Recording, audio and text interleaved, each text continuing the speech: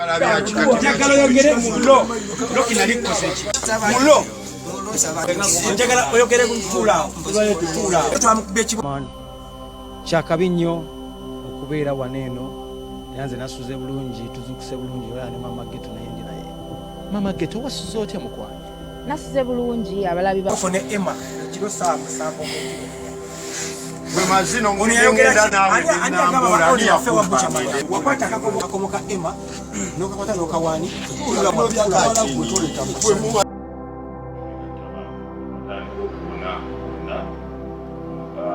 Waketegereza tulaba ng'ekifo kino mubabadde n'abantu abalala bangi nga balina omwami kwe batuuzizza wasinga bamuba mukuba eby'omutwe nga kwotadde n'ebigambo by'okumulangira.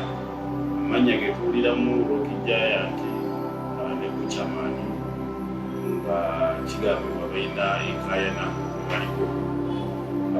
Twamuliza okitegeerako olunaku olwajjo twasindisa abasirikale mu nnyumba eyo twali tumanye ekintu kigenda mu maaso essaawa ezo naye twasanze ebeera nteeku nga tewali n'omwali awo wokka. Kyatulaze nti kano akatambi kalabika okuba nga kaliko mu biseera ebyemabega nga wiiki emu oba ennaku ez'emabega ennyo. So okwe twasinzidde ne tugulawo gye tuyita general inquiry file eno tebeera specific ku musango gwe tunoonyereza era tebeerako omuntu exactly gutuvunaana naye tuba twetaaga okumanya ki ekigenda mu maaso mu kampeni yaako. So kye twakoze kwe kulaba nti n'abantu abalabikira mu kampeni yaako banoonyezebwa mu ngeri ey'okuba nti noba basamuninga. So olunaku olwajjo twasamunize Buchaman n'atutegeeza nti yabadde atambudde ali Nansana naye atutegeeza nti olunaku olwaleero ajja kuba ng'alabikako poliisi yaffe y'ekatwe. So essaawa yonna tumulindirira okunyonnyola obulungi ki ekigenda mu maaso mukatambi kano. Lwaki agambibwa okuba nti ng'alabikibwamu gwakuba ne bannaabalala ate abo bannaabalala be baali awo nabo abalabika okuba nti bakuba omwami omu. Then mu mannya amala ge twategedde muli omuyimbi wayita Rock Giant. So twasobodde DPC ow'ekatwe yasobodde okuba nti atuukirira omwami twategedde nti ye mukulembeze bayimbi mu Uganda balina ekibiina kibalimu bakiyita Guma. So bayita Waikibenda. So Waikibenda olunaku lwajjo otegeeza nti ajja sobola okuba nti anoonya Rock Giant amuyawo ye asobola okuba nti munayajja ku poliisi okurekodinga statement. So olunaku olwaleero nga tufunye amawulire nti alemereddwa.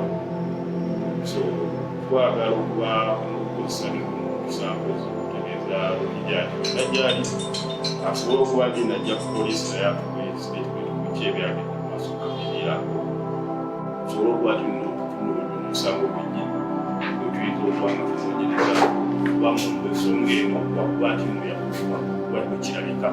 Naye wabanga waliwo ebintu ebirala ng'okutiisibwatiisibwa okuba nti obulamu bwe bwali bwakibuga n'ensonga endala zetasobola laba mu kabineeti zonnasobola okuza tunyonyolako ne tufuna emisango ebituufu gye tuyinza okugenda nabyo. So mu mbeera eyo yonna tuba twetaaga ba witnesses, tuba twetaaga victim affe bw'abanga gyali then ne suspect tuyina suubira essaawa leero ajja kuba yeeyali. Bw'aba alemereddwa of course kijja kuvaamu kuba tumanyi gyali yeetaayaaya n'olunaku olwaleero alabikiddwako kutiba ez'enjawulo ng'akola ziyitamu. So tusooka kuyita mitendera egyo okuba nti mukumusamuninga bw'aba alemereddwa okuba nti najja tujja kuba tugenda nga tukozesa eryajerisa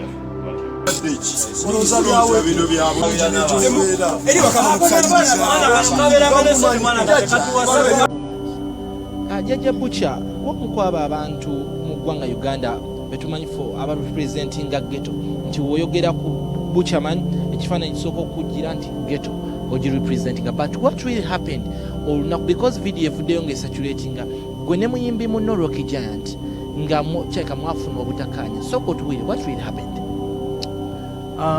njagala making this statement size kwewozaako wabula I'm just going to talk the fact nze kubanga serumaaluma nti ate kuba sisoma na biri ku social media bambulya awulize nti waliwo kino ekiriyo so size kwewozaako nti oba nze kwewozaako kiki ekyabaddewo wabula nze bawula the fact amazima amatuufu gali nti Rocky tubadde naye mu mbeera yonna